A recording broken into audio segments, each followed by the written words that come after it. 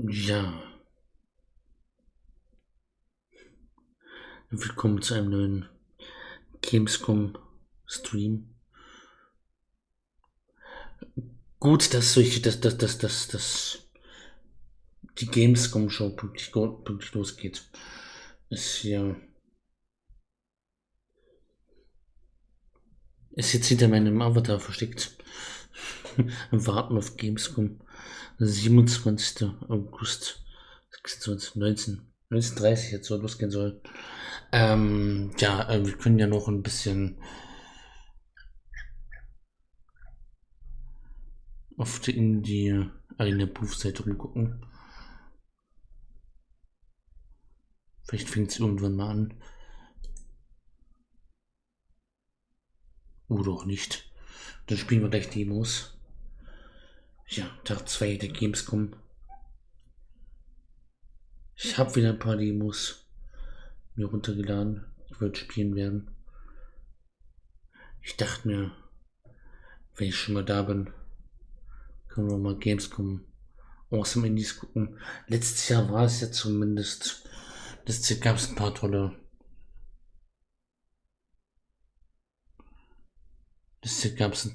Ankündigungen.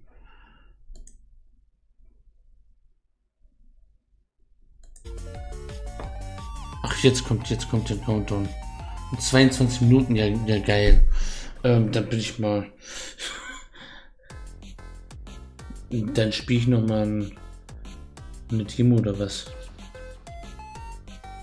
Zu 19:30.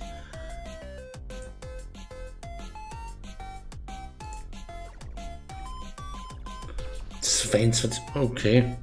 Dann sag doch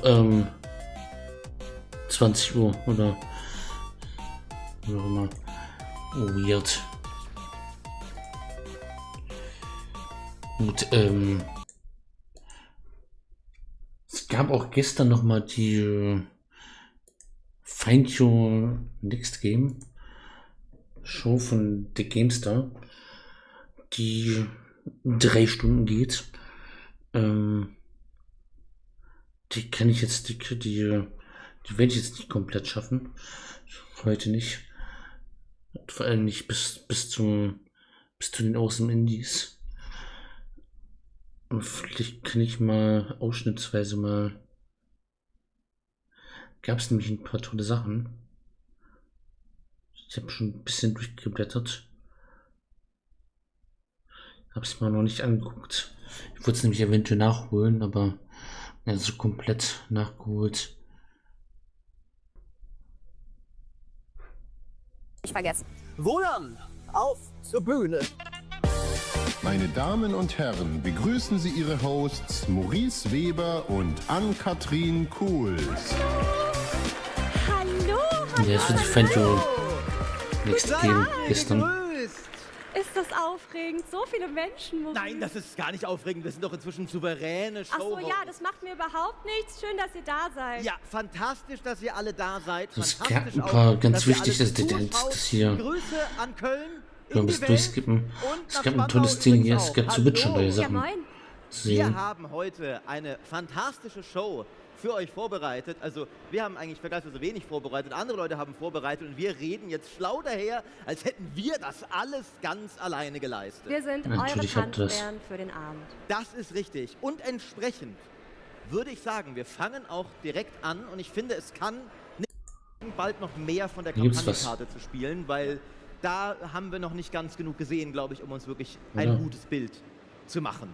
Ja, die waren ein bisschen halbgar in der Demo, also falls ihr Ja, drüben am Witcher Stand so spielen auch, könnt. Ich glaube, es wird eine ähnliche Demo sein, da Ja, seht ihr das hier. auch, dass die Kampagnenkarte Einen komplett sicheren, durchgebrieften, garantiert niemals skandalträchtigen, niemals leakenden PR-Hansel zu schicken. Fabian Döhler.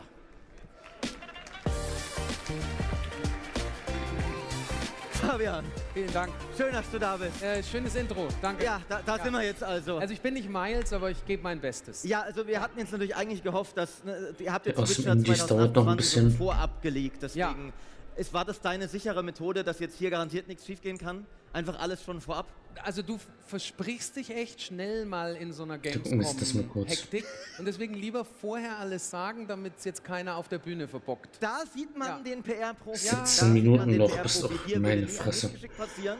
Das ist gut, deswegen bist du hier und du hast uns tatsächlich eine ganze Menge Gameplay mitgebracht. Können wir uns jetzt noch ich dachte, 17 Minuten das schön, dass man nicht nur so theoretisch über alles redet. Ich freue mich sehr, dass wir da was zeigen können. Praxis, dafür sind wir hier. Ja, und es ist, im Englischen sagt man 12-year-old game, by the way. Und jetzt geht's weiter. Auch. Ja, wie war denn jetzt hast du es ja auch zum ersten Mal gesehen. Ja, zum ersten Mal. Wie war denn dein Eindruck? Weil ich erzählte, toll, aber wie war denn dein Eindruck? Ja, tatsächlich ähnlich wie du sagst. Ich musste einfach denken, lol, das sieht aus wie ein modernes Spiel, aber es ist Witcher 3. Weißt du, wo wir hier sind und was wir hier sehen? Ja, hier sind wir doch dann ist das Letten, oder? Ist das Genau, neue das Gebiet? ist die Rittersporns Heimat. Genau, die nicht so in der Witcher-Lore drin sind und die vielleicht die Bücher kennen. Da spielt Rittersporn / Dandelion eine größere Rolle und da wird auch mehr erklärt, warum der so eine Bromance hat mit Geralt. Und wir dachten uns, unter anderem dein guter Freund Philipp Weber, unser Narrative Director. Ein Weber steckt hinter dieser Erweiterung, damit kann es ja nur gut sein. Und da dachten wir uns, wir erklären mal eigentlich, geben Dandelion ein bisschen mehr Platz und beleuchten, warum die beiden eigentlich so eng miteinander sind. Und dann beende ich meinen Monolog, so ein bisschen, jetzt ist mir auch, wie sagt man, wenn man irgendwann am Ende des Tages der Faden... Hirnfurz. Genau, glaube ich. ja, wir wollten ihm einfach ein bisschen mehr Raum geben in dieser Expansion. Das hier ist aber nicht Rittersporn. Das ist ein nicht. niederer Musiker. Aber der Kollege, also das war er ist nach so einem Fest aufgewacht und, wichtig, jetzt muss ich unterbrechen. Oh, man Schau kann mal, was wir jetzt endlich machen. den Hund streicheln. Man kann den Hund streicheln und dann... Und was wedelt denn da? Wie nennt man das ja. am Hund, das letzte Stück? Ich weiß es nicht. Okay. Fällt mir jetzt auch nicht ein.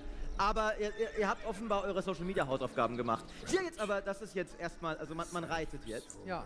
In eurem Trailer für das Remaster stand drin, Revamped Mount System. Ja. Ist Plötze jetzt tatsächlich zuverlässig, Fabian? Also Plötze bleibt Plötze. Okay. Es ist ein Pferd. Wenn ein Pferd von 13 Monstern angegriffen wird, kann es schon mal auf dem Dach stehen.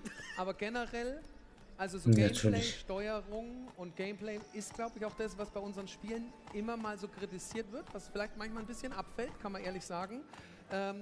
Wir haben einen besseren Flow reinbekommen. Das wirst du dann auch merken, wenn du es bald heimlich... Ich freue mich riesig drauf. Das hoffe ich doch sehr, ja. Und jetzt ist mir auch wieder eingefallen, was ich im Kopf hatte, weil dann kommt es ja wieder zurück. Kannst nicht abwarten. Weil wir hatten 27 erst. Wahrscheinlich werden sie es nicht im Januar raushauen. Und irgendwann... Der süße Geil, Klang Werbung. des Verkaufens auf Vinted. Ich hoffe, die Live-Show nachher ist. Ja. AI Sci-Fi Game hier.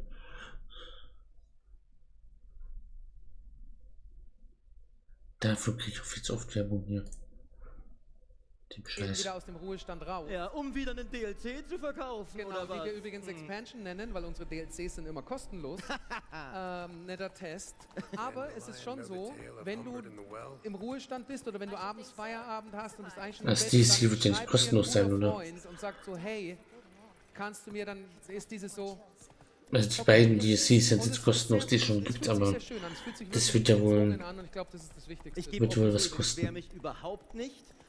Magst du uns noch ein bisschen über die Gameplay-Verbesserungen erzählen? Weil das war tatsächlich das, was... Das hat er auch gerade gesagt, deswegen... Aber vielleicht auch überrascht, Das ist Expansion. dass es nicht nur ein optisches Remaster ist, sondern ihr... Die beiden DLCs sind kostenlos. Grundlegende Gameplay-Mechanik. Also wir gehen- Kampf, Skilltree, Genau. was verbessert Wir sich da? gehen- Wie genau. kam das überhaupt, dass ihr das auch nochmal macht? Da sind wir wieder bei dem, es ist über 10 Jahre alt. Wir haben dazugelernt. Und dann kommt auch was dazu, wo das Spiel wirklich viel davon profitiert. Das Spiel gibt es nicht mehr für die Last Gen. Also wir müssen dieses Update nicht mehr für PS4 zum Beispiel machen oder für alte PCs, die eine reine HDD haben. Und das Zauberwort ist immer, wenn du auf SSD oder auf NVM komplett umstellst, kannst du mehr Animationen reinpacken, du hast eine höhere Framerate und alle diese Sachen. Und das macht das Ganze einfach flüssiger, besser und du kannst das in der Hinsicht optimieren. Und dann haben wir auch gesagt, das haben wir Okay, ich hoffe, es läuft auf meinem Ja, Ich meine, ich habe eine wurde neue halt irgendwie vor 14, 15 Erzähl Jahren mal. gebaut, wie es mit Witcher losging. Und dann kann man schon mal rangehen und sagen, was gefällt uns denn daran nicht, was können wir neu machen, wie können wir das das User-Interface Remake und verbessern. Und du schaust ja auch Mods an. Also das ist so ein Ding, also das haben wir schon bei Cyberpunk auch gemacht und bei DC Witcher, bei läuft. der Next Gen Edition, dass du sagst, was machen denn unsere User, was machen denn Modder, und dann arbeiten wir mit denen zusammen und integrieren das. Und ich glaube, Spielfluss ist der Fokus bei sowas, den Spielfluss zu verbessern. Ja, und der war manchmal nicht optimal bei Witcher. Es gab Leute, die gemeint haben, ich schaue lieber jemand zu beim Spielen und ich liebe diese Let's Plays, aber selber war ich ein bisschen am Kämpfen damit. Und jetzt kämpfst du selber. Okay, finde ich gut. Geiler Wortwitz, keiner hat ihn verstanden. Ja.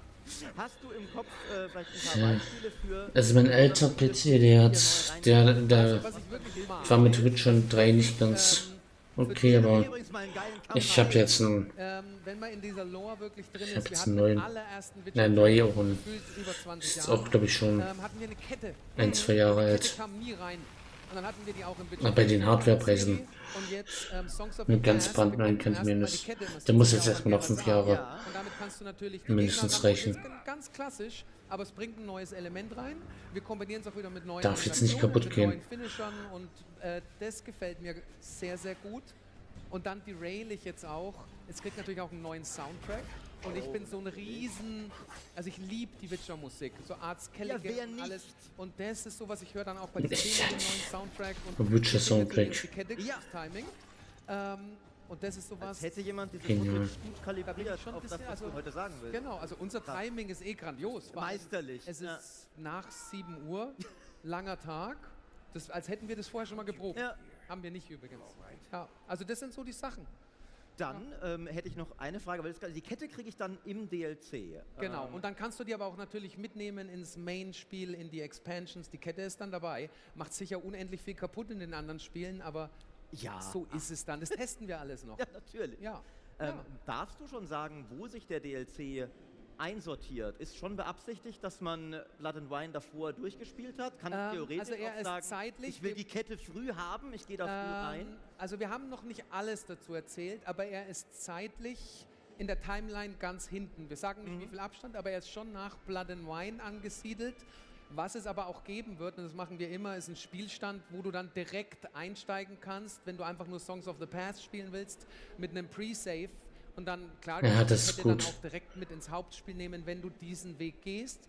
Wir werden schon so eine Empfehlung rausgeben, wie man es machen kann, aber letztendlich bleibt es dem Spieler überlassen. Okay, Ja. ihr habt es ja clever gemacht. Jetzt kommt erstmal ein gratis Remaster. Ihr verschenkt die beiden vorherigen Erweiterungen, Ja. Ja, damit die Dankeschön. Leute Großartig. ein bisschen hinspielen können Ja. und dann sowieso bereit sind und den Save Ich dann- muss wohl das mit Haben wir eine dem, Minute überzogen? Jetzt haben wir eine überzogen, aber Fabian ich muss sagt, das wir mit dem, worauf wir uns mit dir muss wohl einlassen nochmal, haben. nicht im Stream, aber muss privat wohl nochmal das Vielen Dank. Vielen Und- Dank für die Zeit, fürs Zuschauen an die Remaster online spielen. und hier. Und wir sehen uns dann Jetzt beim gehe ich hier wieder geleakten Gameplay, das wir dann haben. Das schauen wir uns gleich Sehr einiges. gut. Ja. Ja. Bis dann. Ciao. Tschüss. ist ja noch Zeit. Fabian Döner, everyone. Und Bis als 27. nächstes haben wir einen Das- Trailer von Lost Legions für euch. DC rauskommt. Das DC werde ich wieder streamen. Definitiv. Gut, ja, 8 Minuten müssen wir noch rumkriegen. Bis Awesome Indies anfängt. Hätte ich den Stream auch 20 Uhr anfangen können. Das ist dann. Aber war 19:30 angekündigt, ey. Das ist. Gucken wir noch ein bisschen Lost Legions hier.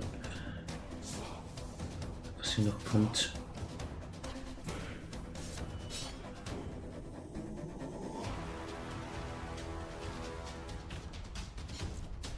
Gibt es noch irgendwas also Witcher 3 hat mich jetzt interessiert. Ich kann es schaukeln jetzt nicht. Beim besten Willen.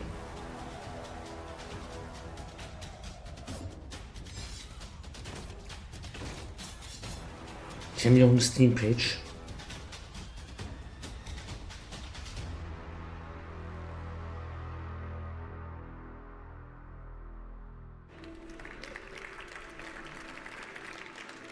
Das sah doch auch ziemlich cool aus. Die waren lost.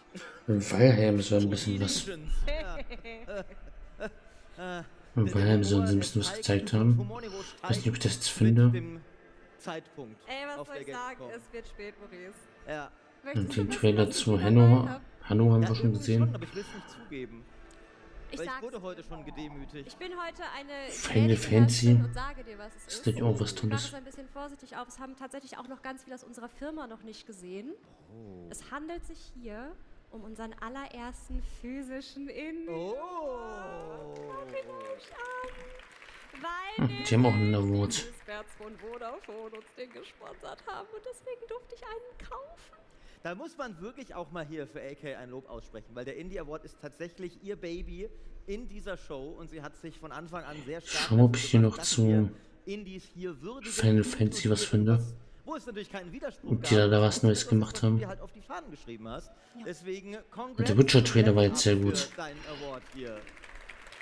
Ein bisschen Vielen Dank. Witcher-Gameplay Ich hoffe, gezeigt. Ihr guckt auch die ganze Woche zu und wishlistet eifrig, denn die Teams dahinter haben sich unheimlich viel Mühe gemacht.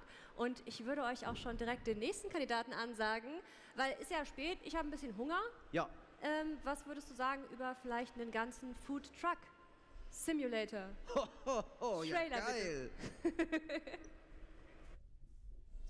Hello, Finder. Das spielen wir vielleicht nachher noch. My name is Eric, Gibt's and durch I'm eine excited Demo to show you für. Food Truck Empire, Mich nicht a irre. high-intensity management game where you build your own food truck enterprise. Ich Compose durch. your dishes, automate the production, customize your trucks, and research new tech, all to serve even the pickiest customers.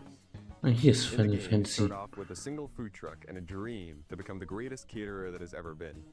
You do this. Ich würde sagen, ich moderiere es einfach direkt an. Und zwar hieß hier niemand anders als Naoki Hamaguchi. Herzlich willkommen.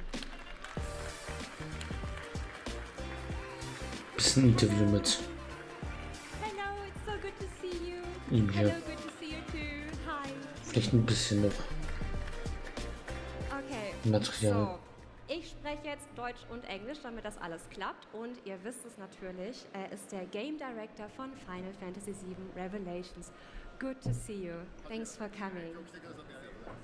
I have a couple of questions for you. ちょっとご質問用意しておりますがよろしいでしょうか。No problem. Okay, so Final Fantasy has been translated in so many languages. Spricht die auf How is it Englisch, to wahrscheinlich mit ihm, hear mit dem it Übersetzer in und one? das ist weird. たくさんの言語に翻訳されてるんですけれども、例えば外国語で自分の作ったゲームを聞くとどのように感じられるでしょうか。本当私結構イベントとかでグローバルにいろんなそれこそ欧州もそうですし北米とかもアジアなんですけど、まずこのファイナルファンタジーとかファイナルファンタジー7がすごいグローバルで支持されてるっていうのはまずすごく嬉しい気持ちが強くあります。No, so I go around a lot of gaming events all around the world, both in Asia, here in Europe, and various places. So I'm really glad, really happy to see how global Final Fantasy and Final Fantasy VII has become now. Wo wir gerade von Global sprechen, wir haben auch direkt einen Clip dafür. Wollen wir den mal ganz kurz anschauen? Just a short clip to show all the languages. ではいろんな言語を紹介する映像を流しましょう。はいぜひ。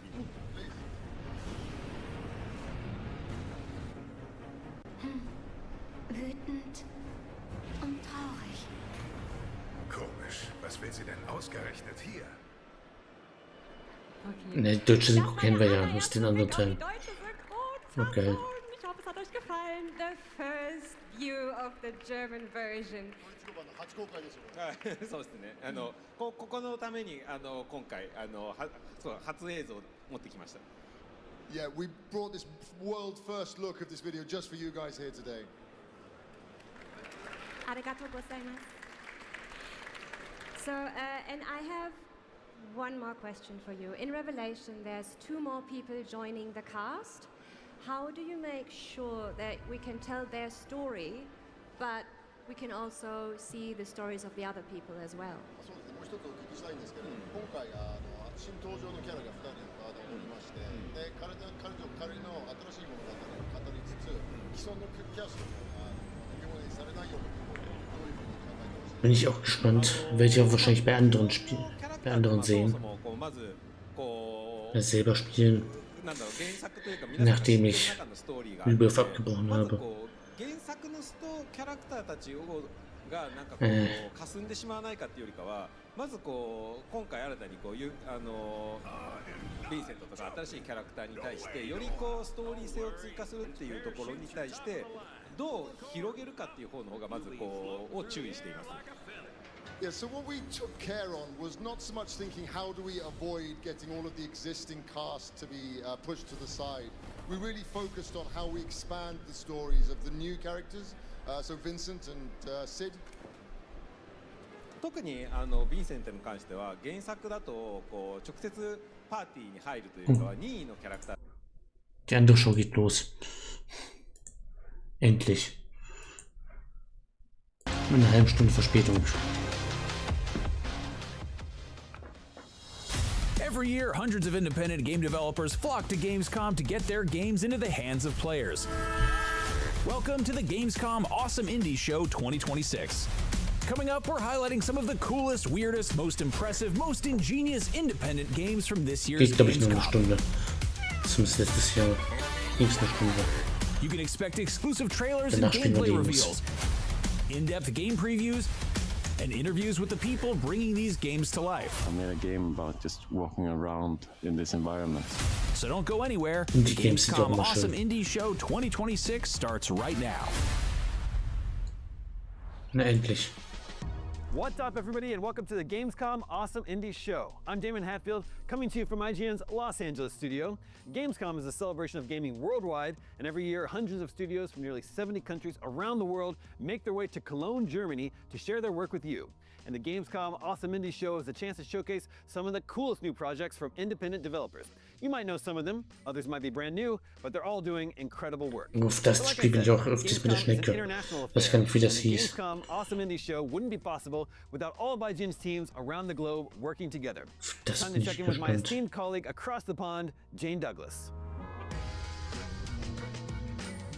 Thanks, Damon. I'm here in IGN's brand new London studio. Coming up, we'll be showing you a ton of trailers and dropping some exclusive release date reveals. But we'll also bring you some hands-on previews Das haben wir and gestern talk to some gespielt. devs Vor about how EM. these games came to life. Sehr schön. In just a moment, we'll hit the Gamescom show floor to see some indies out in the wild. But first, there are millions of games out there to keep track of. And here at IGN, we pride ourselves on helping you find what to play next. Das ist eine Show von Scan the QR IGN. code on Ne? screen Das, and you'll be able to easily wishlist any Ja, games es shown ist- during the Gamescom Awesome Indies show or elsewhere in our Gamescom coverage. kein Wunder, dass das eine Stunde Let's Verspätung hand hatte. things over to our field team.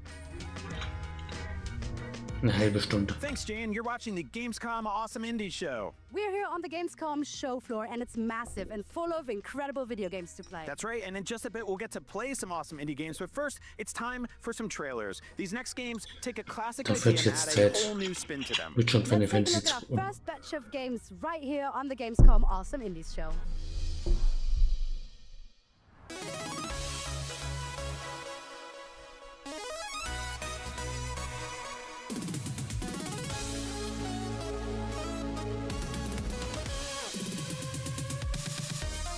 Million Hyperdrive.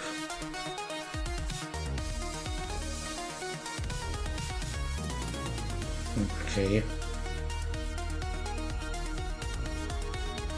Ich mag ja den Stil irgendwie. Das ist diese Neon-Sonne. Bin ein großer Fan von.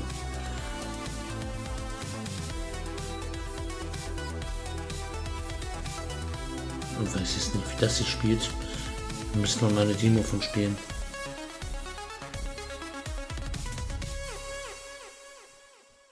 Play die Demo now. Das müssen wir gucken. Muss ich mir mal Chronoskript entsandt. Da gibt es auch schon den Demo von. Wie hieß denn gleich nochmal? Jetzt habe ich den Namen schon wieder.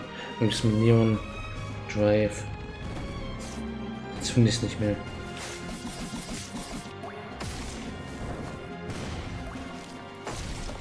Ach, kostet gerade nur ein Euro. 89 Cent. Knapp ein Euro. Wenn die Demo gefällt. Nee, aber da gibt es gerade keine Demo für. Das ist ein anderes Spiel, was ich gerade gefunden habe. Verdammt. Na egal, weiter gucken. Handyaufnahme zum Wishlisten und so. Okay, little by little. What the fuck?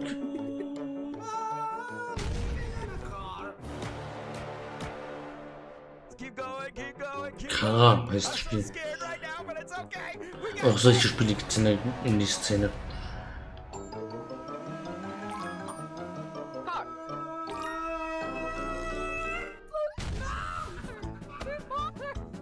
The voice is the engine.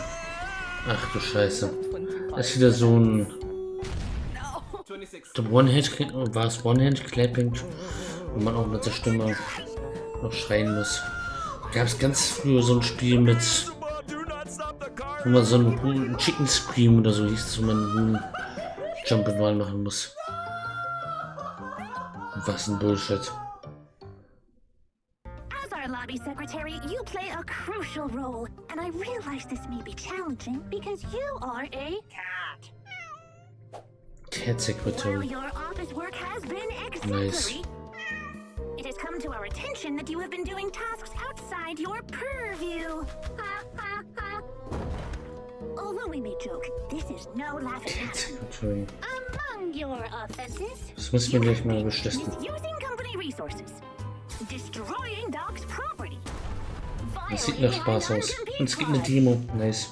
seducing our middle management, and sleeping on the job. Vielleicht spielen wir es mal. Personal improvement plan is to be Irgendwann oder auch nicht. Mal schauen. a silly little face and tiny toe beans. Remember, the executives are always watching. Because they care about your performance. Kann doch nicht alle Demos spielen. Your constant commitment to improvement will someday make Leider. you adequate. Das sieht lustig aus. Wonderful. Now go be the best cat secretary you can be.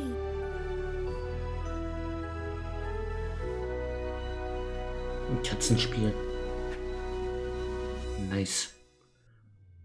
Im November kommt's raus.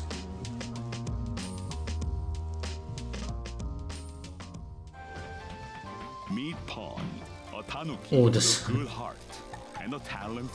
Postbose. Postboten-Tanuki. Das habe ich beim Summer Game. Ich glaube Summer Game Fest war es. Ja, wo auch sonst.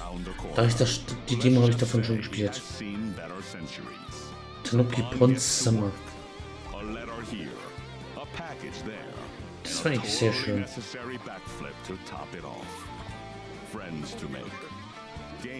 Das hat nicht schlecht Spaß gemacht. And a little quiet pride in a job done just right. And our pawn, he's ready to make a difference. All it takes, one long summer to fix what matters most.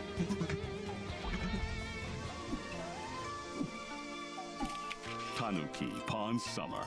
Wishlist now. Solving a murder, navigating complex, intersecting political philosophies, and making morally gray decisions sounds complicated under ideal circumstances. But something tells me it's even harder when you're under lockdown in an apartment building on the eve of a world war. If you're a fan of Disco Elysium, keep an eye on this one. Here's Glass House. Das habe ich doch schon mal gehört. On a morning shift, you end up finding 3 corpses under your roof. Wurde schon mal gezeigt. Call the vassals. Nah, there's a war outside. They'd arrest you out of caution. You solve the mystery. Good. You won't be alone. Your party are your flatmates. Though, can you trust them? No. Maybe you should run away. But how can you? The fiefdom of London stock is in lockdown. So, let me ask you again, comrade.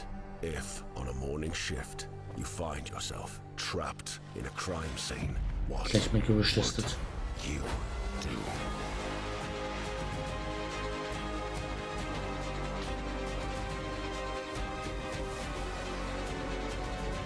Ein Ermittlungsspiel.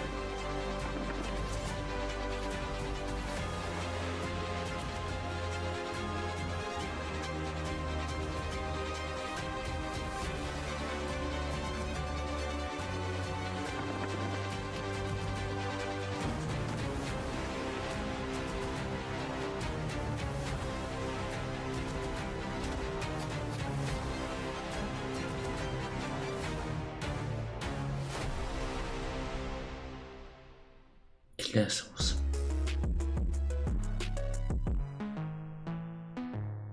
There's a spectre haunting mehr the davon. fiefdom of London stock. Trapped both in his lockdown apartment building and the dystopian society of London stock, Wildemar is having an extremely bad day. Stepping into his shoes in atmospheric isometric RPG Glasshouse means dealing with the demands of the strange and abrasive residents, wrestling with a web of competing ideologies, and investigating a triple murder, all with a blinding hangover. Between its political musings, bleakly funny setting, and human train wreck of a protagonist, comparisons with Disco Elysium are unavoidable. Glasshouse wears its inspiration firmly on its sleeve, but it's shaping up to be much more than just a clone. One Das ist ein standout is its Würfelspiel. turn-based combat. Wie When things Vier. turn ugly, you're free to Turn-based. turn to fists or any weapons discovered during Bisschen the Pen investigation, Paper. rolling dice to inflict damage on the opponent's health. But words can also be just as impactful as violence. Ich mach's jetzt While the schon. enemy keeps swinging punches, Wildemar can deploy different styles of negotiation instead, ranging from aggressive to persuasive to subversive and more, to damage their threat instead of their health, gradually calming them down. In the process, their resistances and weaknesses to particular kinds of argument will be revealed. But you can't just keep hammering away with the same approach once you discover a crack in the armor. Using the same argument multiple times in a row lessens its effectiveness, and each can only be used a certain number of times total before it's exhausted. A clever debater weaves it between different lines of attack to wear the target down.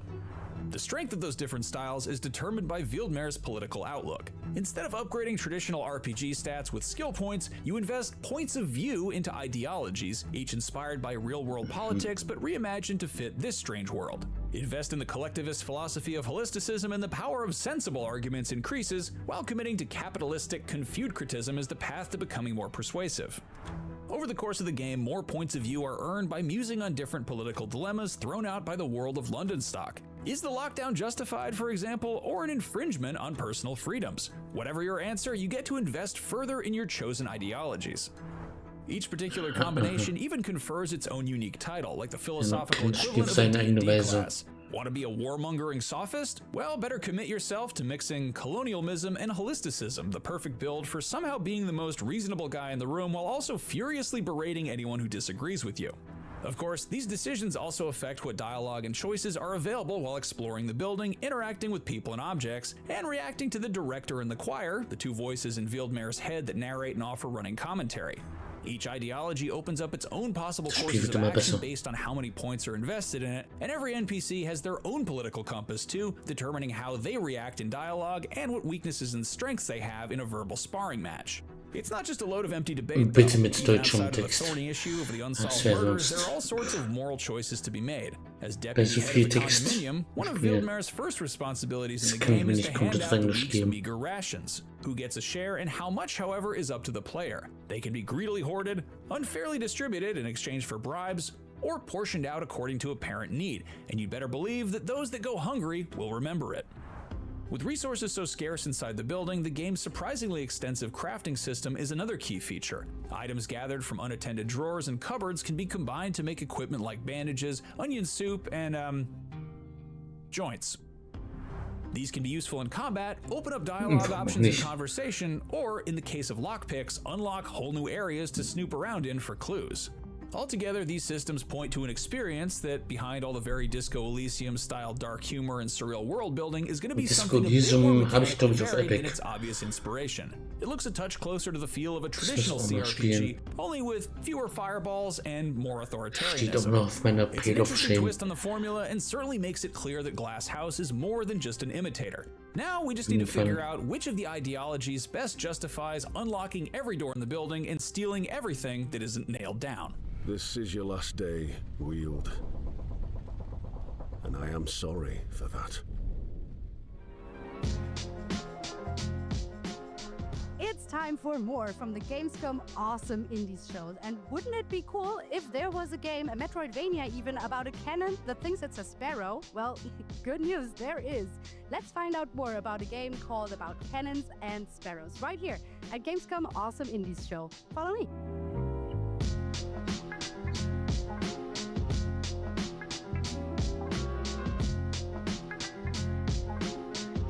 Einmal durch die Messe gerannt. About Cannons and Sparrows is a Metroidvania. action adventure with a little cannon which hatches from an egg and thinks it's a bird. Nice. It cannot shoot at the very beginning, so he tries to find its own ways to solve problems. The title, it's a German phrase which means to crack a nut with a sledgehammer, so to put too much effort in something.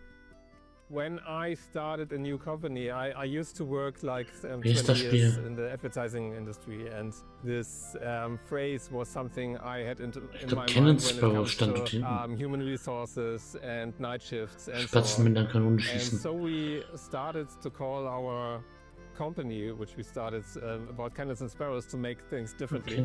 But after a while, we came up with the idea to make a game out of some visuals we made. I needed something which is a little bit more for me, a little bit more directly for the audience, and making your own product is something about Cannons and Sparrows heißt das Spiel. Yeah, this is Eine the Demo main gibt's reason davon. to make something for us. This game reflects what we experience. So this is why you play this little cannon in the world and you're a little bit lost. And you always think, okay, now I need to shoot something. You're always trying to go the easiest way, but the game is kind of stopping you. And when we started, we thought, okay, what is the easiest way for us to make a game? And we thought about a platformer. And after we showed our first concept, the people who saw that told us, okay, this have to be a Metroidvania. It's not the easiest way to make your first steps into the gaming development. I created all those characters by sculpting them in VR. I really had a burnout these days. And I tried to find something which brings me back. And VR sculpting was completely different. It was like putting up your headset, being in a different world and just shutting everything down and you're just doing something. And this brought me back into creativity. I think there's always some spark anywhere. So in my case, it was gaming. It was something I always thought of. Since I was a kid, I wanted to make games, but I never was able to. And so the Unreal Engine and the modern, the modern tools are helping me with that. And maybe for others, the spark sits somewhere else. So like when I started sculpting or something, maybe took out some clay, some real clay, do something with that. Natürlich Spinnen. About Cannons and Sparrows. I'm here with Nico from About Cannons and Sparrows, and I really want to play the game. Can I, Nico? Absolutely, yes. Yes, let's go. Let's see what it's all about. Aber nicht auf Steam, oder? So I got to play a bit of the demo, and to be honest, that is very fun. Like usually, like Gibt's eine Demo, aber not like my go-to games to play, but this one looks so cute. wird angezeigt, aber gibt's nicht. To handle. It felt Ist very nicht. natural, and also the game dev said that Das I spielen wir managed gleich. to do a jump that most people don't succeed on the first try. So there's that. Ach, schade. Es wird in Demo angezeigt im Shop, aber Okay, so here irgendwie, I am, the backseat gamer ja. number 1. How are you enjoying the game so far? What's your first impression? Yes, it looks really cool. I mean, the idea is quite funny because I'm a flying cannon and I'm not yet able to shoot, I think, but I'm flying. I like it, yeah. That was a lot of fun, and to recognize that and your amazing achievement in this game, we have something for you. Special category, whoever approved this, thank you. Okay. So ein bisschen cringe. IGN halt.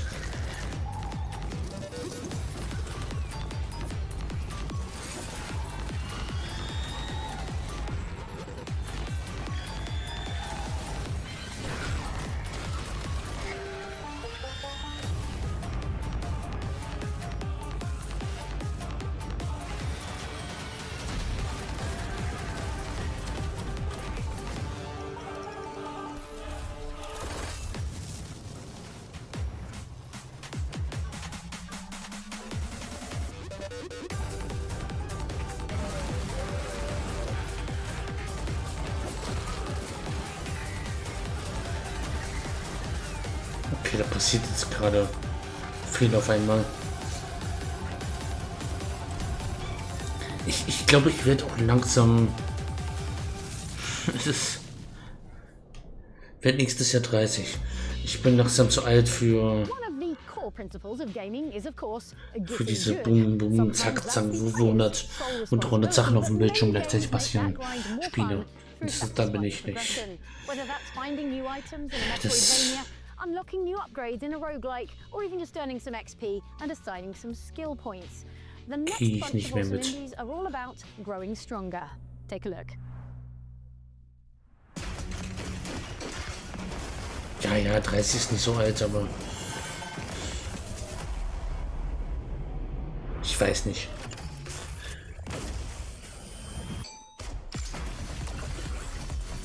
Bin geistig 80 manchmal. Ich weiß. Und manchmal 13.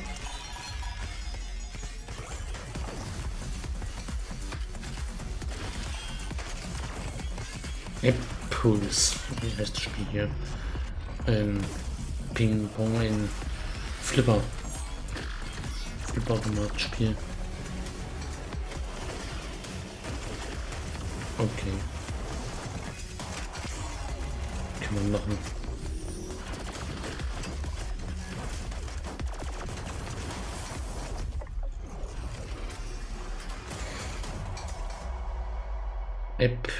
Puls. Okay. Sacrifier. Nicht dieses hier.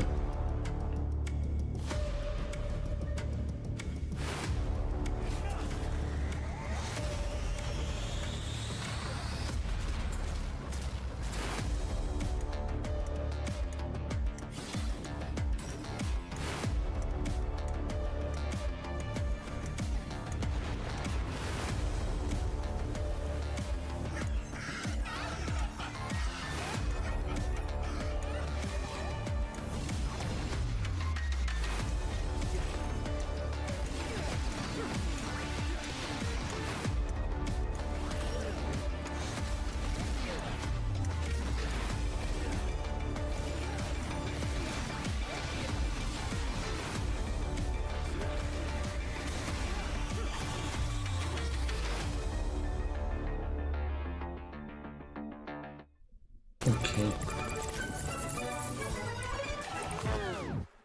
Deadly Days Roadstrip.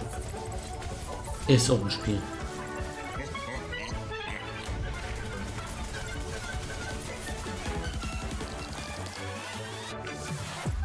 Ach du Schande.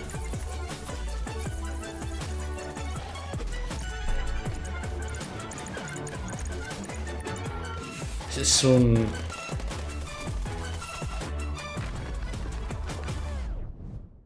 Vampire Survivors Spiel. Das Modi, glaube ich, mehr drin. Deadwood, das ist sehr schön. Da warte ich schon länger drauf. Habe ich das nicht letztes Jahr bei der Gamescom gesehen? Oder war das Sommerfest? Da habe ich mal eine Demo zu spielen, aber leider auch nicht. But sometimes the smallest of us must carry the heaviest burdens. Super schneckrig. Trust your friends. String your bow. Take up your blade. There is strength. Das sieht gleichzeitig ziemlich cute aus.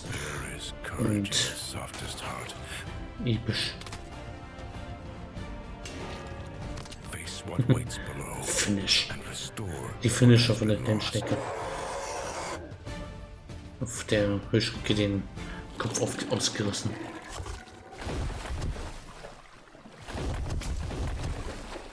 Das wird so cool.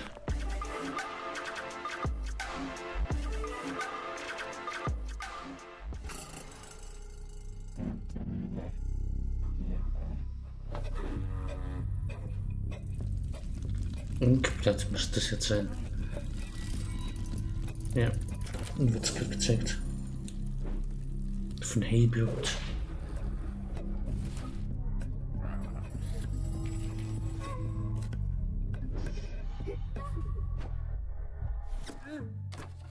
Sieht irgendwie weird aus.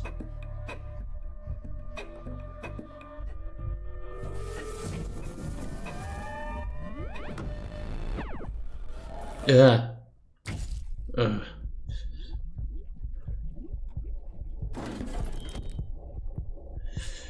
Ich weiß nicht. Ich mag solche abstruse Horrorart nicht wirklich.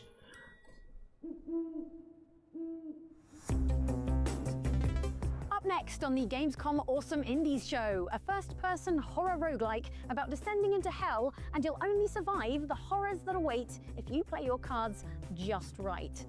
No, I mean literally, because it's also a tarot-based deck builder. Have a look.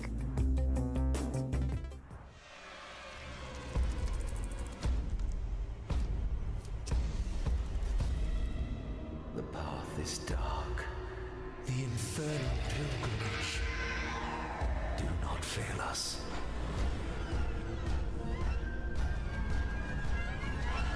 Another pilgrim, so fragile.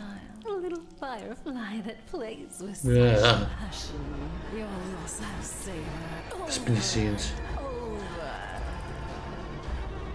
Ist auch nicht meine Art Horror. Build your deck.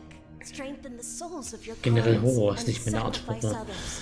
Es ist, For your gibt zu freedom. wenig Ausnahmen. Nicht so Horror-Typ.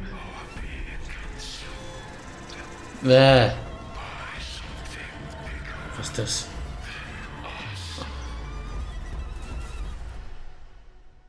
Furious. Oh nö. Lass uns mehr davon zeigen. In this roguelike deck builder, just making it to the card table is a tense scramble zeigt for mir von den survival. Karten. And then it's time to try and outplay a terrifying ghoul who absolutely loves making eye contact. Infurious is a unique combination of first-person horror and tabletop strategy set in a truly unsettling vision of hell itself. With only a lantern and a deck of cards for protection, descending through the layers of the underworld is a daunting task. In Infurious, hell isn't an inferno, it's a cold, deathly place built of cavernous structures through which gaunt creatures creep. Though the game's 9 levels are inspired by Dante's Divine Comedy, there's more than a little Lovecraft in here too, in the impossible architecture, eldritch symbols, and the slowly draining sanity meter that serves as your health. It's a world as visually arresting as it is disturbing. The souls that haunt these foreboding halls seem lost, like they've forgotten their purpose. Some lie catatonic on the cold floor or pray hopelessly, while others simply stare at you as you pass. But some of them, and it can be difficult to tell which until they spring to life, are hunters, ready to relentlessly pursue Der war doch tasty auch reif traveler. für After several minutes of quiet exploration, walking past everything der from so gnarled geschrieben hat. hands reaching out of the walls to shelves of severed heads whose eyes follow you as you pass, a sudden pursuit is a shock to the system. Some monsters can be warded off with the lantern, but its supply of light is limited, burns faster when held out defensively, and it doesn't work on the more distorted horrors. A little stealth can be helpful, but inevitably sneaking soon turns into panic sprinting to the next safe room with echoing footsteps a hair's breadth behind every step of the way.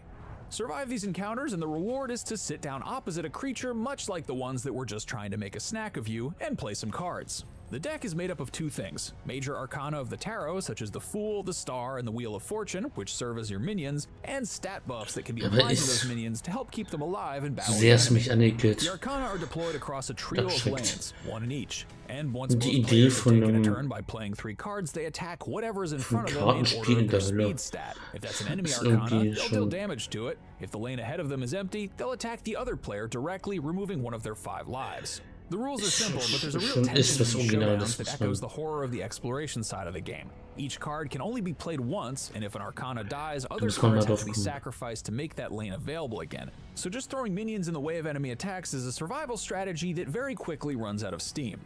At the same time, if an enemy arcana is able to stay on the board for too long, greedily gobbling up buffs, it can become effectively unstoppable. Anything put in front of it will simply die before it has a chance to get strong enough to even fight back. Preventing that in all 3 lanes is tough, and more often than not, winning the match is its own kind of sprint for Soll survival. das so oder If you irgendwie can't slay an habe ich das, arcana, you can only hope to dass das outpace dieses it, gruselige enough Stil hits ist, in das across the aber other 2 lanes to irgendwie defeat the enemy die before they can die take Karten full in seiner advantage Hand, of das their war irgendwie noch creation. so ein bisschen, das muss vielleicht noch ein bisschen Win and the reward is a creepy Das treasure animiert chest that werden. opens itself, wizened arms extending to okay. offer a choice of new cards to Bisschen add to the lose. deck. At first, the differences between Arcana seem subtle, but their unique stats, whether higher in attack, defense, health, or speed, have a big impact on how they're best used and kept alive, so it's wise to consider each new addition carefully. The ultimate goal of Inferius is to descend through the 9 layers of hell, treachery, lust, greed, anger, and a few other unsavory themes, and to defeat the bizarre demonic rulers of each one. That is, if you can survive the mutant babies, fleshy spider monsters, and much worse things that stand between you and the card table. Death isn't the end, at least. It's just a one-way ticket back to Limbo, where resources gained during the run can be spent to enhance and modify the cards ahead of the next expedition into the pit. What awaits at the bottom as a reward for all this hard work? Well, we shudder to think. This is your infernal pilgrimage. Ah. Spannend aber. Auch wenn absolut nicht meins. A new strategy game where 4X Ein meets Twist. Colony Sim.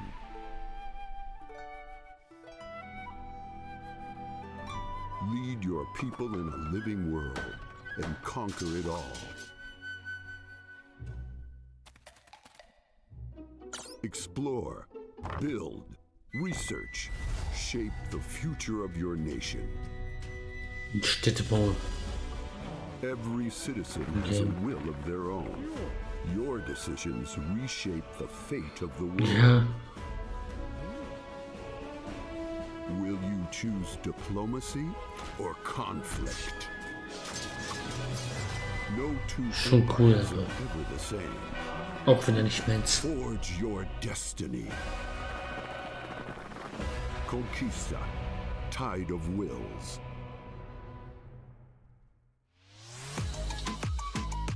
You're rocking with the Gamescom Awesome Indie Show. As you can see, there's a giant robot here at Gamescom, which reminds me of our next game. A fast-paced, twin-stick shooter, 9 rounds rapid, set on a futuristic space station. But before we play it, we'll hear from the team creating it, right? Right. And speaking of connecting with passionate members of the gaming community, Gamescom.global is the digital content hub you won't want to miss. Players from all around the world get access to streams, trailers, and exclusive content from Gamescom and the games showcased on the show floor, along with Gamescom's shows. It's amazing. And if you want to take up a fun quest yourself, check out Gamescom Epics, our interactive adventure where you can become part of Epi's journey. Through the Gamescom verse, across 7 chapters, new tasks, challenges, and loot await you. Check out Gamescom.global or follow this QR code. But now it's time for 9 rounds rapid.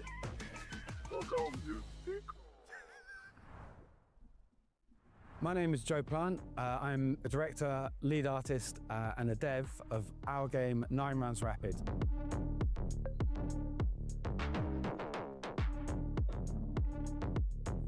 In a previous life, I was lead animator for Fatboy Slim and Iron Maiden. I have always been hugely inspired by games since I was a child. From the Amiga 500 days with developers like the Bitmap Brothers and Psygnosis, they've informed my sense of style and production from the get-go, and they've been a huge inspiration for me. The art style always comes first. I can't help myself. So I actually got the art style done first thing, kind of backwards. You're supposed to get everything blocked out and finished in that respect. So I did the art style first, and then we built the game and the mechanics around that. I've always had a very strong style, which I can't really escape. So it came out naturally. Ich glaube, ich bin gerade ein Gewitter. We're all hand painted. Das So Mikro it's wahrscheinlich kind gerade of nicht the hard hörbar, way, aber but it's the fun way. So it's all designed, concepted on pencil and paper, and all the textures are made in pencil and paper. Then the 3D models are designed in 3D, obviously, and then we wrap those textures around the models in the 3D software. Then it's painted digitally on top of that. But then for the hero models, then we reflatten all that, Das finde ich ja schön, print dass das that out, and then rework into the original work. es noch tolle Spiele with gibt, more die so ink work, and then handcrafted rewrap sind it, und so reproject it onto the models. Through the process nach of mühsam building it up selbst. that way, you keep a kind of organic feel to the work. There's more of me in it as well. It's very fun, it's very satisfying, and the end results speak Mit for sowas themselves, gemacht I'd say. hast. How has my past work influenced the work in this game? I would say everything's cumulative in my career, I feel. So everything's growing from the last job and the last job. I'm educating myself constantly and teaching myself and learning. Ja, Zeiten, wo auch AAA-Games immer fauler werden und My advice to the next generation irgendwie of artists is to believe in yourself and keep on going and put in the work and just do it. And doors will open. And enjoy it, and love the art, and just make it for the sake of it. If you keep on doing it enough, it will work. Games benutzt wird. Ist sowas sehr erfrischend. Und sowas. And we made it to the 9 rounds rapid booth here on the show floor, and it's time to finally play the game. Let's go.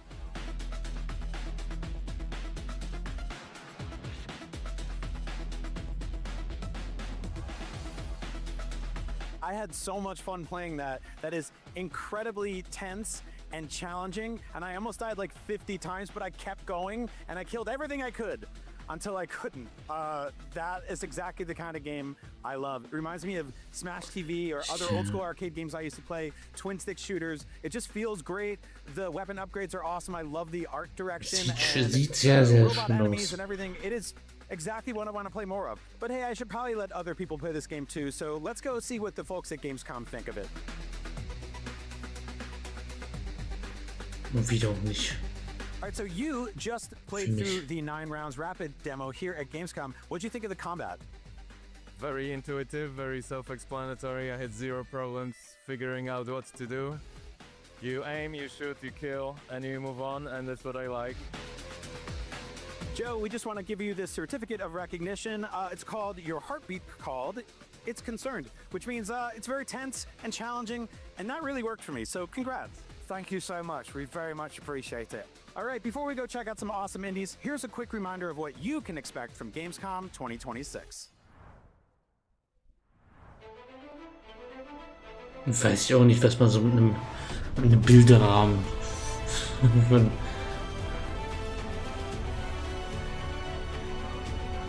wo drauf steht, ja, du wurdest von der Show präsentiert. Ja, nice.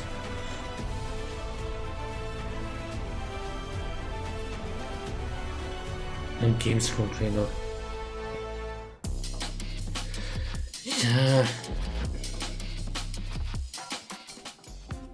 Weiß nicht, ob ich. Ja. Beziehungsweise weiß ich irgendwie schon, dass ich da eher nicht so hin will. Ich war 2019 auf der Gamescom. Es war irgendwie ganz gut, aber es ist. Ich gehe lieber auf die Kaktus. Sag ich, wie es ist. Es ist. Gamescom ist immer so crowded, immer so massiv überfüllt, immer. Es ist so laut, so früh, so. Und du läufst dann eh nur den ganzen Tag durch die Hallen und siehst zwar vielleicht viele tolle, hübsch gestaltete Stände, aber zum Spielen kommst du auf der Gamescom dann nicht wirklich. Da bin ich zu Hause am heimischen PC besser dran. Dann kann ich mir die Shows angucken, dann kann ich Demos spielen. Gibt ein paar Demos, die leider nur auf der Messe sind, aber die kann ich eh nicht anspielen, weil es dann, wenn man 6 Stunden anstehen muss, um es zu spielen, das ist dann auch wieder.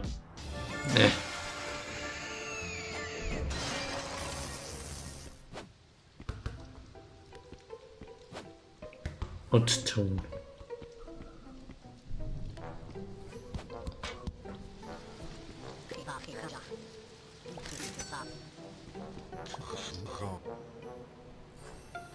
Ja, das ist wirklich gut.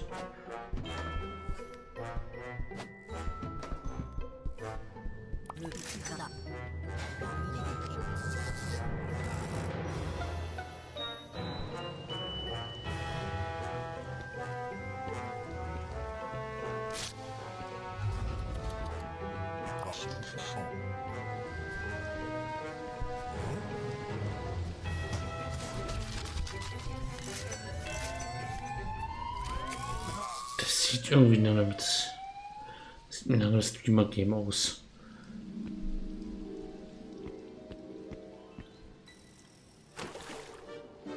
So eine weirde Nummer, die man.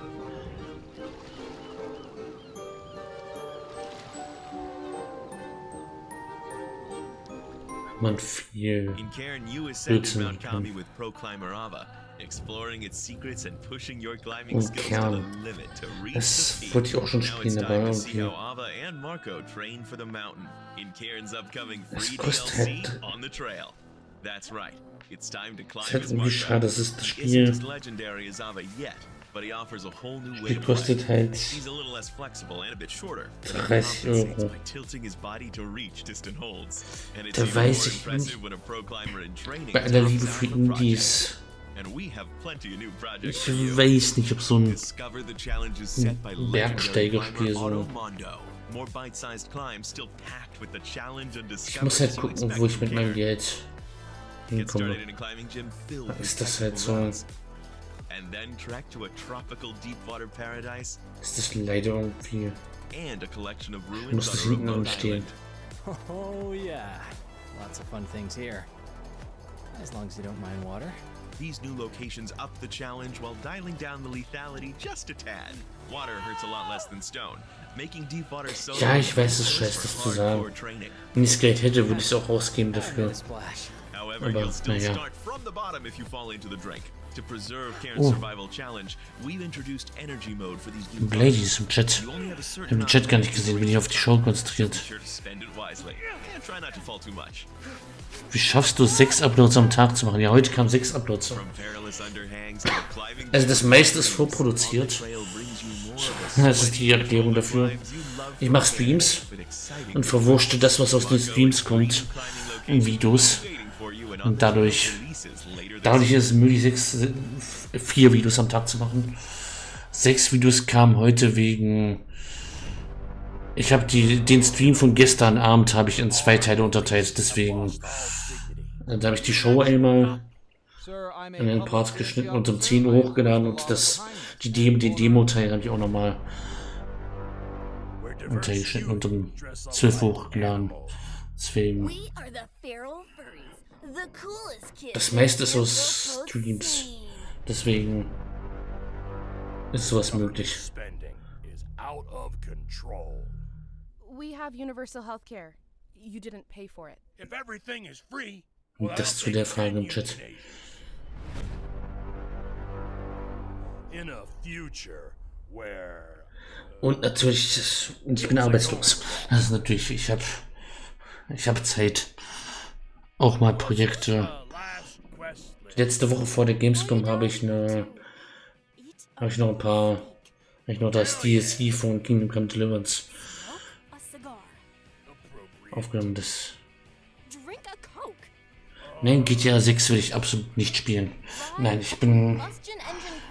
da bin ich kein Fan von. Ich bin kein Fan von GTA generell. GTA 5 habe ich auch nicht gespielt. Und ich finde GTA 6, mache ich mich vielleicht unbedingt mit, aber bin ich. Ich finde das absolut überbewertet. Hier sind die guten Spiele, die wir hier haben. Das gefällt. Zum Beispiel hier. Das sind die Indie-Games, das sind die tollen Sachen, die man sagen muss. So GTA 6. Seien wir ehrlich, die Leute sind so gehypt. Es ist so overhyped. Es kann nur eine Enttäuschung werden.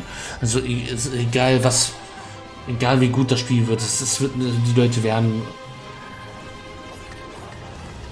Es kann ja gar nicht an die Erwartungen rankommen, die Leute haben. Und das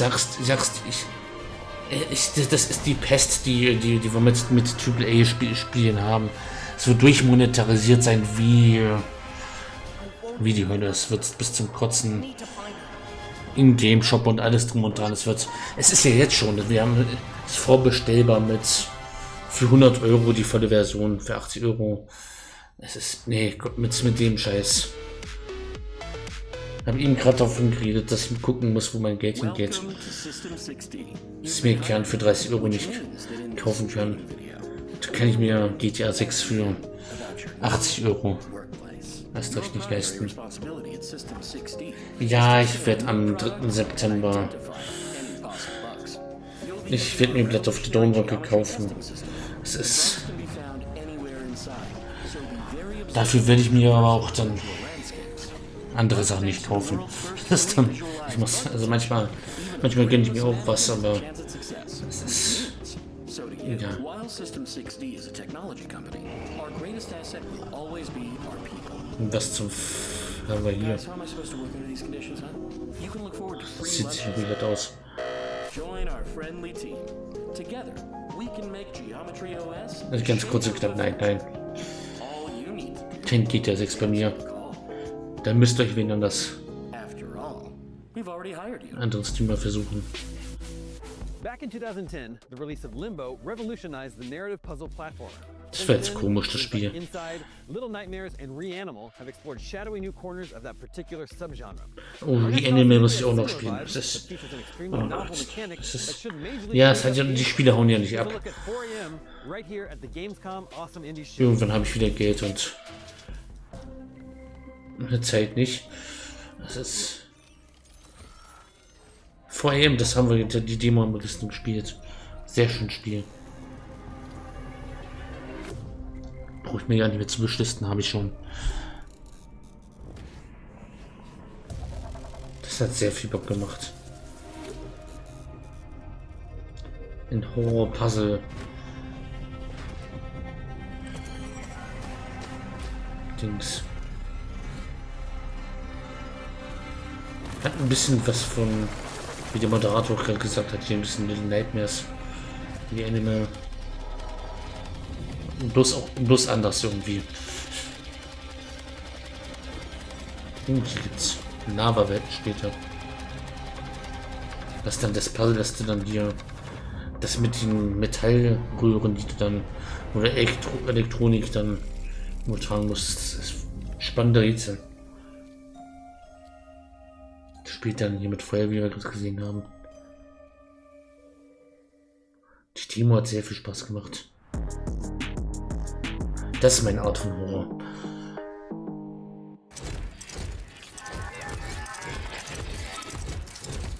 Okay, jetzt Gameplay. In this dark cinematic stealth adventure, the key to staying alive is one unusual tool: the power to clone objects around you. 4AM's bleak ja, das war ein bisschen nervig, dass man so ab und zu mal... Also man hat so eine Begrenzung mit den Klonsachen, dass man dann... a much higher level of agency to find their own creative and unique path through the game. The name is certainly appropriate. You know that feeling of waking up at some ungodly hour, bleary-eyed, confused, and being spooked by a light passing by the window? That's pretty much the vibe of 4AM. Protagonist Ayla is on the run, seemingly after having escaped from some kind of experiment or bestimmt werde ich auch irgendwann wieder Minecraft spielen. Erstmal aber vielleicht nicht. Aber erstmal kam jetzt Hate. Und Hate habe ich jetzt 72, lass mich lügen, 72 Parts gespielt. Hate kann ich anbieten. Da werde ich auch weiterspielen, wenn es dann mal was Neues von gibt, wenn es dann mal im Überlegst, das irgendwie mal. Momentan habe ich es erstmal pausiert, weil, naja. Jetzt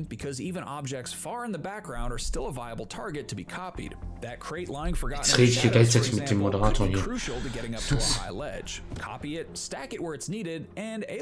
Ist ja richtig, geht um das Spiel jetzt hier. Da können wir es drüber reden, weil wenn wir gestern gespielt haben, wir schon alles gesehen, was hier gezeigt wird. Die Demos. Genau, gestern geguckt. Okay, den Weg habe ich nicht genommen. Habe ich einen anderen Weg genommen. The system promises to branch off in all sorts of unique directions as different puzzles and environmental effects present themselves. From changing the elevation of platforms by stacking them with heavy objects, to catching a crate on fire before placing it to burn away a barrier, to dropping a metal pipe between two generators to enable the flow of electrical current between them. Gerade ist nicht wirklich, habe ich nicht so wirklich das... Also Minecraft ist gerade nicht so wirklich. Es gibt genügend andere Spiele, andere Projekte, die ich machen will. Das ist wenn oder eher falls es mal irgendwann wieder eine Phase gibt, wo nichts da ist, was spielen will, spielen wir vielleicht mal wieder Minecraft. Dann beziehe ich mal auf, mal wieder dazu. Mir reinzugehen. Vielleicht im November. Jetzt im September kommt ja wieder. Dann kommen jetzt irgendwie wieder auch 3-4 Sachen raus, die ich gerne spielen will. Andere Projekte, die noch laufen, müssen fertig gemacht werden. Im November, wenn dann GTA 6 rauskommt, wo alle GTA 6 spielen und nichts anderes rauskommt, weil alle Entwickler Angst, auch Indie-Entwickler, Angst vor GTA 6 haben. Und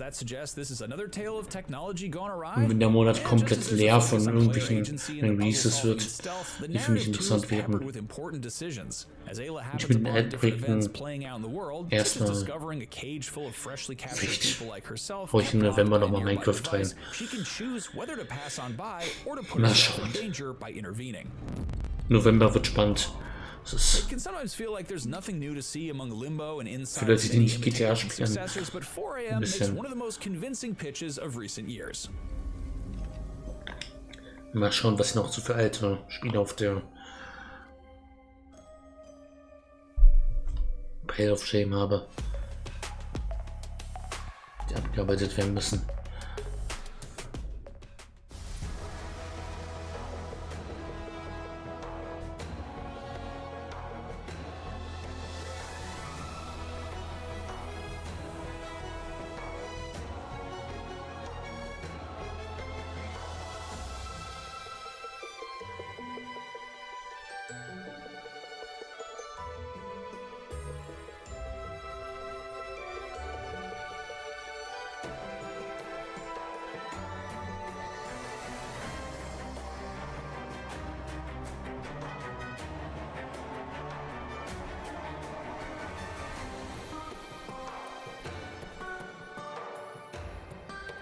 Grid-based Combat.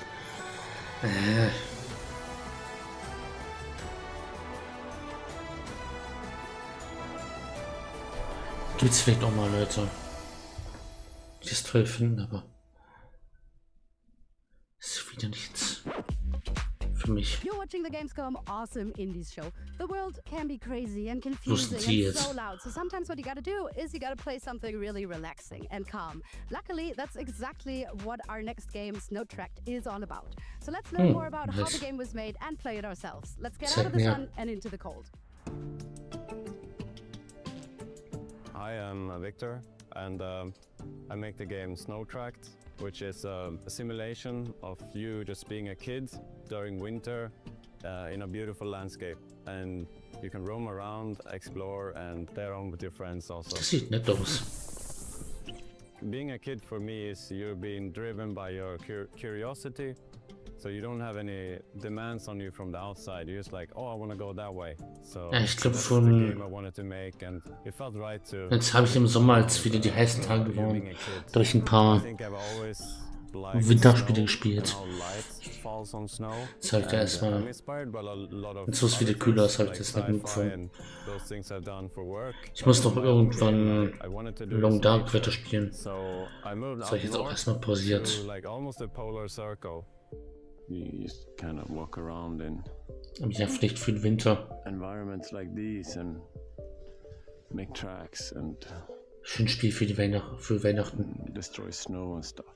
When you go to a small community like that up north, you become friends with kind of your neighbors, and they were very surprised. I was like the talk of the village. They were like, there's some guy moved up here, and they could see me recording sounds outside, and moving up there has been like a journey to find sort of calmness. So, like in the game, a place to kind of mit Natursounds echt aus der Welt abgefilmt. Where you see Aufgenommen. to the river below. To me, winter is one of the seasons, right? And I think humans, we also have seasons. nicht so automatisch generiert oder irgendwie das da steht und der hat sich die Mühe gemacht, rauszugehen. Das ist, ich finde es auch immer, es begeistert mich immer so sehr, wie viel Liebe in so kleinen Indie-Games drin steckt. Den Schneesauern selbst aufgenommen, nach Norden gereist und einen frostigen Dorf dort die Sound selber gemacht. Vorhin hat man jemanden, der die Landschaften selbst gebastelt hat aus Papier.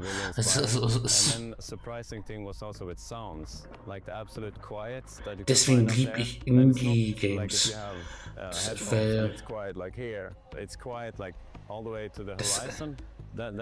Indie-Games, viele sind jetzt, das ist jetzt nicht so spannend und großartig, das ist jetzt nichts, was dich vielleicht so aus den Socken haut wie GTA 6 oder sowas. Das ist nichts, wo du Clip-Farming mit betreiben kannst und du großartig mit, aber so viel Herz und so viel Liebe, das kriegt kein AAA-Game hin.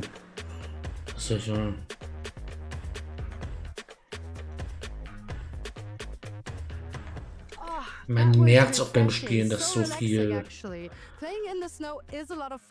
dass das von Leuten gemacht ist, die ihre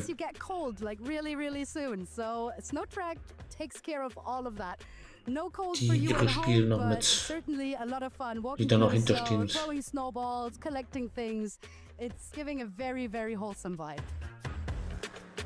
Guys are awesome. Das wird ganz ein Herz machen. I'll just hold the microphone. How are you enjoying this game so far?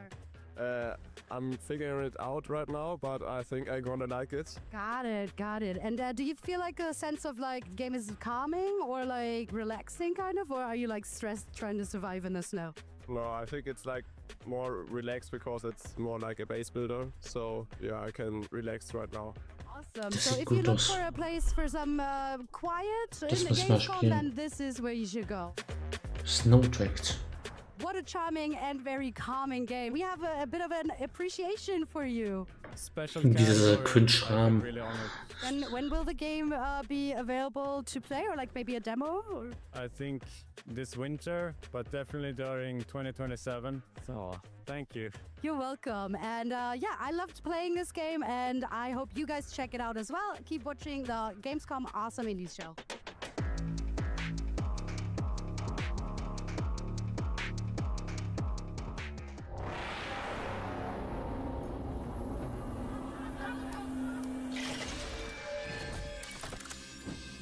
Wieder ein bisschen Horror. Ich finde es gut, wie mixed diese Show ist. Hier mal ein bisschen Winter, hier mal ein bisschen Chill, hier ein bisschen damit das hier und jetzt mal wieder ein bisschen Horror, ein bisschen Absurdes.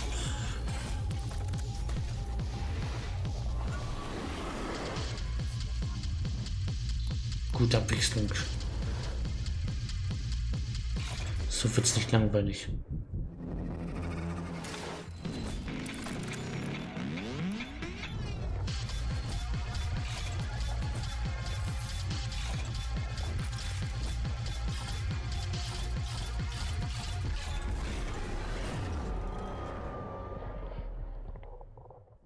Seated. Gesättigt, wenn ich das richtig übersetzt habe. Probiert.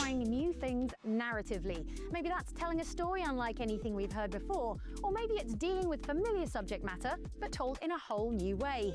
In either case, they are well worth checking out. Dick of Memories. About my grandfather. Sieht ja jetzt schon gut aus. Whenever I saw him at the lighthouse, he was tinkering with his cards. Little did I know, he found a way to keep his memories alive. Oh, ein Kartenspiel. Verdammt. Right in front of me.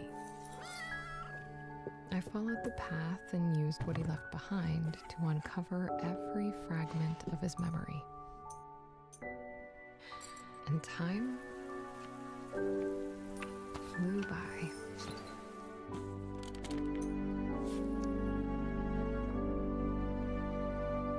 Ja, ich wünsche es mal trotzdem. Ach, wenn ich von Stories made me feel like a child again. Karten in Spielen immer sehr beschränkt bin. Es nimmt mich irgendwie raus aus dem, das ist, stört irgendwie sehr. In jedem Spiel.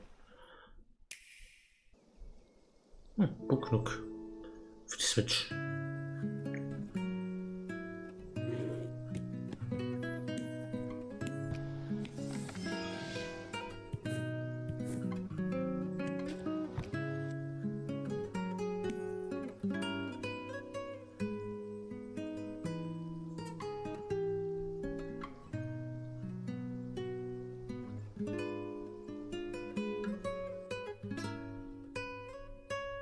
Nicht für PC, nur für Switch. Ja, schade. Sah toll aus.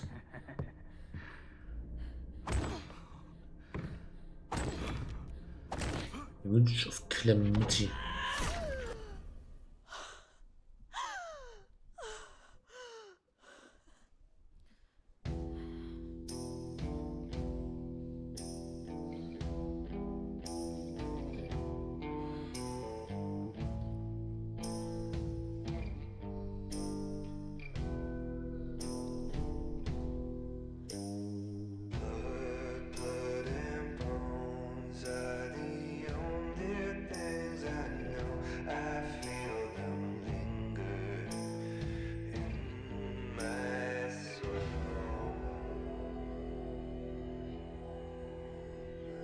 Oha.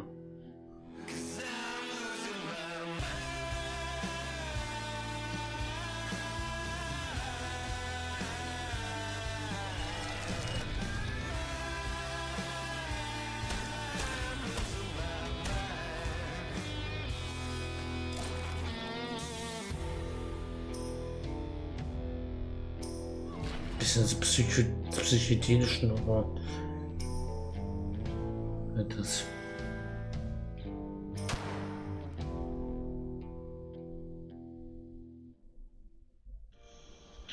Nicht schlecht. Usual June.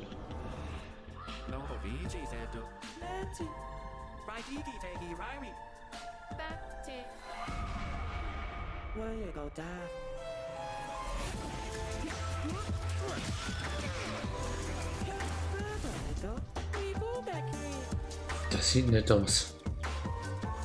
Es gibt eine Demo für.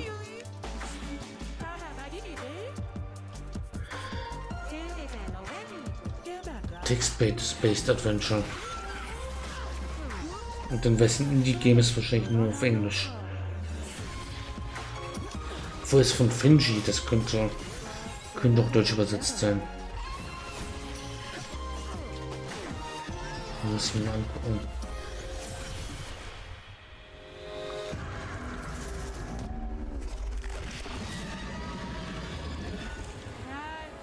Finji hat sowas manchmal drauf. Usual June.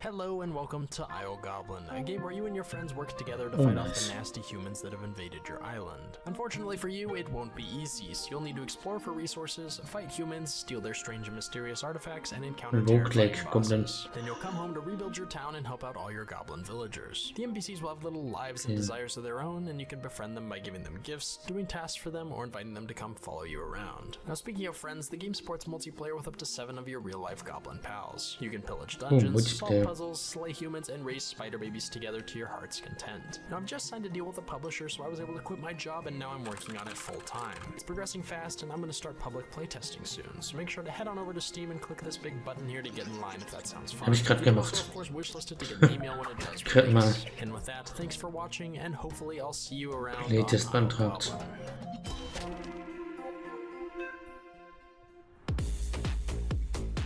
There are plenty of games that involve Spiel ich mal nach der Gamescom. locations and lots more that let you dabble Ich brauche noch ein paar Demos für. Ich brauche wieder ein paar Demos für die Sonntage.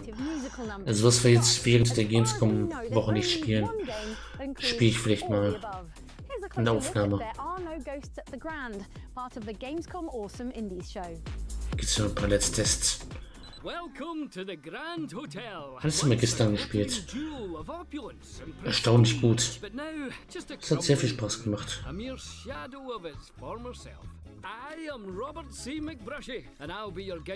weirdes Konzept, was irgendwie ist. Am Anfang so ein Aufräumsimulator, dann auf einmal Horror. Bisschen weird, aber ich mag ja weird. Irgendwie. Und da ist ein Musical zwischen. Es ist irgendwie vieles auf einmal.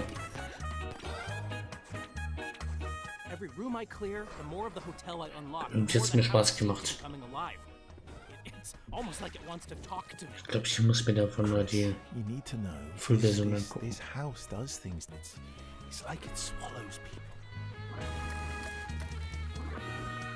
Es hat unglaublich viel Spaß gemacht.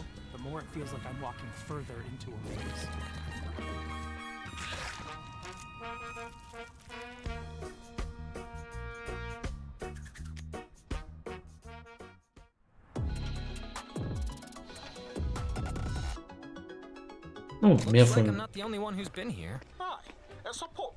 Spiel.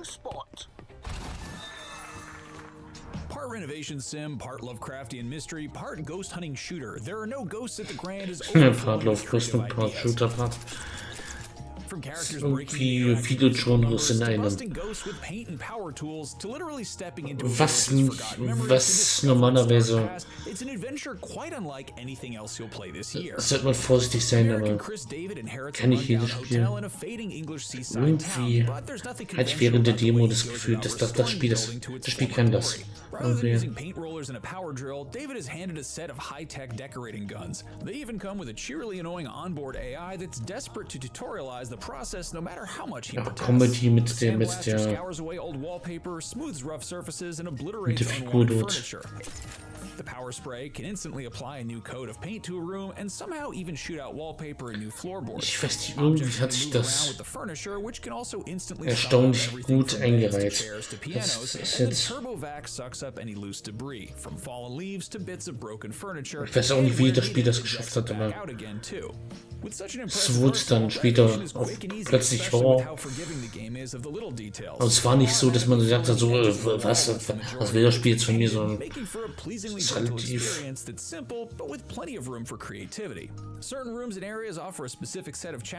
läuft natürlich übergegangen. Was sehr für das Spiel spricht. Das System und Gameplay. Das haben wir gestern schon gespielt. Searching for all the little elements that need fixing. But equally, if you're feeling less patient, each gun has a scanner that highlights objects you still need to use it on, allowing for a quick speed run through the tasks instead. There are even little puzzles to discover and solve as the decoration work goes on. A set of seasonal paintings, for example, offers a reward if rearranged back in the right order of spring through winter. But beyond the hotel, there are much bigger mysteries in need of investigation. Progressing through the story means meeting the colorful locals, exploring the village and nearby islands, and getting to the bottom of a supernatural mystery involving ghosts, Lovecraftian monsters, and an eerie black slime. I think I've discovered where the weird black slime on the beach is coming from. Oh, so you mean it's not leaking straight from hell? And the best part? Much of it is delivered in musical form. Exactly why the local inhabitants are so prone to bursting into song, we couldn't tell you, but it's a charming way to learn more about their personalities and the village's plight. Thankfully, the musical numbers don't grind the game to a halt, often accompanying the action rather than simply being a cutscene. You even get to join in certain parts, picking dialogue choices that both change the lyrics of the verses. Interessanterweise stört das irgendwie gar nicht. Also ich würde man sich so denken, so what the fuck, warum jetzt auf einmal, ich meine, das denkt man sich, what the fuck, warum jetzt Musical, aber es ist nicht so, dass man das komplett rausreißt. Supernatural creeps in. A strange black cat follows David and reveals it can talk in an Australian accent because why not? Sorry about that, mate. I'm just looking for the dunny. While ghostly figures waver in the air and strange monsters emerge from the shadows. It can be genuinely unnerving despite the game's otherwise cozy feel. One sequence involves a swarm of creepy shape-shifting chairs which could change the way you look at furniture forever. It's right about now you realize how versatile the decorating guns really are. A leaping monster can be put down with a shot from the sandblaster, while an invisible spirit needs to be sprayed with paint to be revealed, and yes, of course you can suck up ghosts with the vacuum. Run, boy! Run! They keep coming. They might just be the key to getting some answers too. Exploring at night reveals strange floating memories, windows into moments in the past, but they can only be accessed by making the area around them match how it used to look, so before long David is discovering classified World War II secrets and dark Lovecraftian truths by moving around furniture, cleaning up junk, and arranging books back onto their shelves. A tidy up and a fresh coat of paint really can solve any problem then, and as the game progresses, that philosophy is applied across the whole village, and you're tasked with renovating shops and residences all around the semi-open world. A place for everything, and everything in its place, including monsters from beyond our mortal world. What could be more satisfying than that? Don't look so smug, you're trapped here too.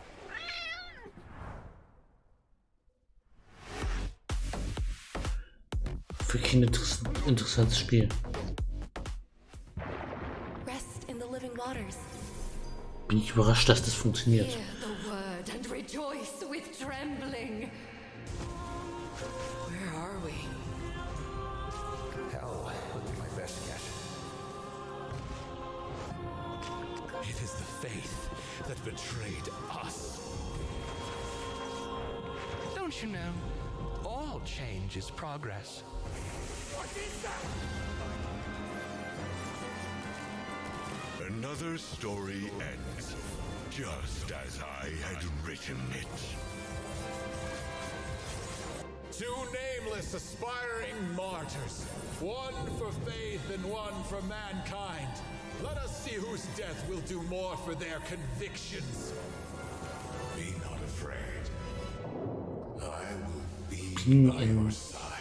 Every step of the way. Okay. The retro area at Gamescom 2026 is full of nostalgia, and up next is a modern retro game that not only celebrates our love for classic gaming, but also has its own little secret. I'm heading to the Gamescom indie area to check it out, but before we get there, let's learn what this retro roguelike with a twist is all about. I was inspired to make this game by a very personal story of mine. Growing up, I had a very close friend, and the way that we bonded, the way that we shared our time together was playing video games. Every weekend we'd rent a new game from our local Rogers Video or Video Update, and that was just what we did.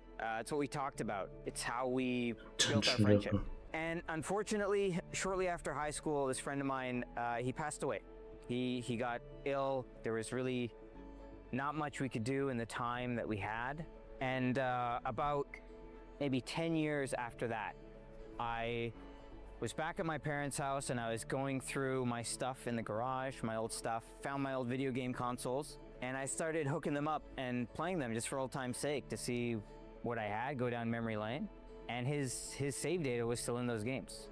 So that idea of his, what I call the digital ghost, was still living in those games. And I felt that that was such a uniquely modern form of grief.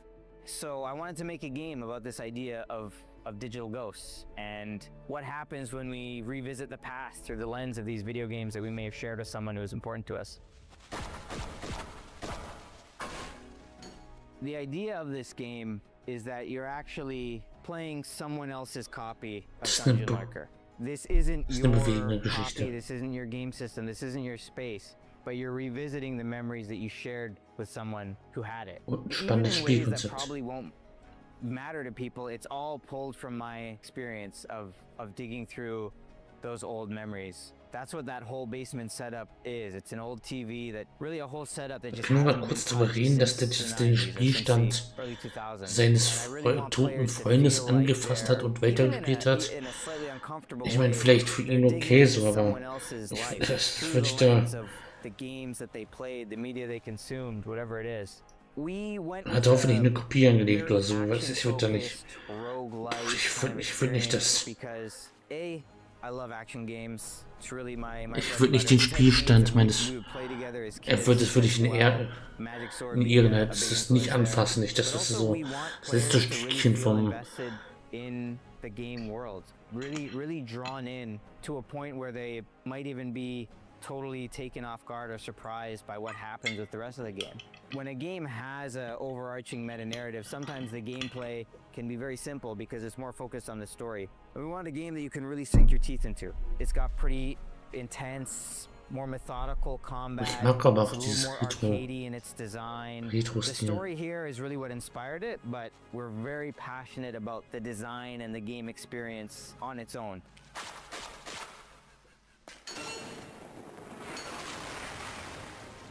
I think if my friend was still alive and he got to play the game, I think he'd enjoy it. I think he'd dig it.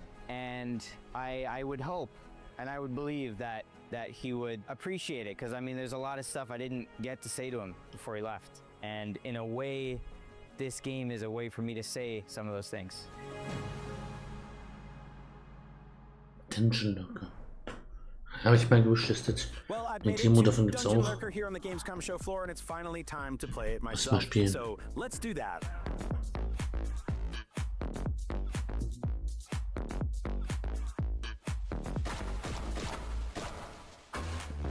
So yeah, Dungeon Lurker is awesome. I'm so glad I got to play it right here at Gamescom. The art direction is so cool. The combat is really fun and challenging, and it's packed with secrets that I just love. Little Easter eggs from that era. Being able to pull out and see the living room and flip through a manual that has actual handwritten notes in it just reminds me of the era of video games I grew up playing in with my friends. So it just makes me really happy that this exists. I cannot wait to play the full version of Dungeon Lurker. Well, that's what I thought of Dungeon Lurker, but let's find out what someone at Gamescom thinks about it. So Bjorn, you're playing through the Dungeon Lurker demo right here on the Gamescom show floor. What do you think of it? Oder ob die das nur zeigen, wenn das Interview hier machen. Können AGN-Leute spielen? Können die Videospiele spielen? Yeah, me too. I'm a huge fan of the sort of very crunchy, grimy pixel art aesthetic. The way the camera is kind of panned out a little bit and on this angle is really smart. And yeah, all the bells and whistles kind of underneath the hood of like hopping into the manual, seeing the living room, all that stuff is such a nice touch. Also, the creature design is just amazing. I mean, whoever came up with the idea for these arcade cabinets, like needs to get the raise. It looks great.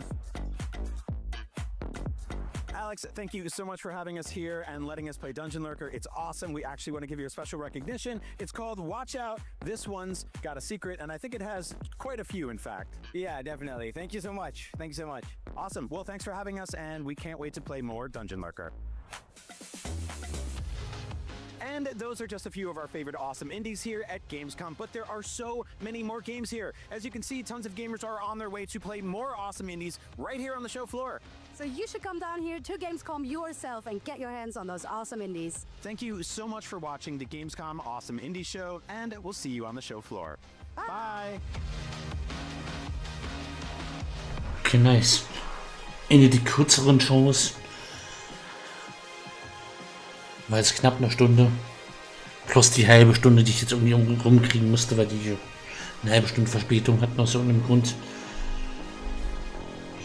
Ja, aber gab doch ein paar tolle Sachen haben sie gezeigt. Hier dieses mit der Schnecke. Da war schon länger auf einer Demo. Hier dieses Würfel-Ermittlungsspiel, das ist ganz spannend.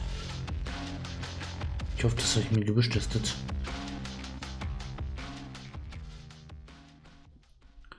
Gleishaus, ja, das habe ich gewischtestet.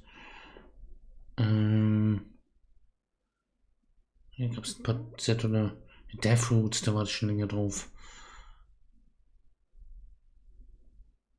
Also, ja. Ich habe jetzt auch noch ein paar neue gefunden, die ich mir geschissen habe, und ein paar Demos, die ich mir vielleicht downloaden werde und spielen werden. Das ist ja nicht schlecht.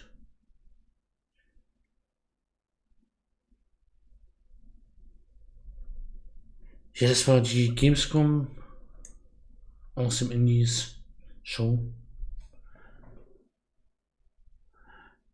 Habe ich die mir auch mal angeguckt. Und wir haben ein bisschen von der Wenn NICHT Game Show haben wir auch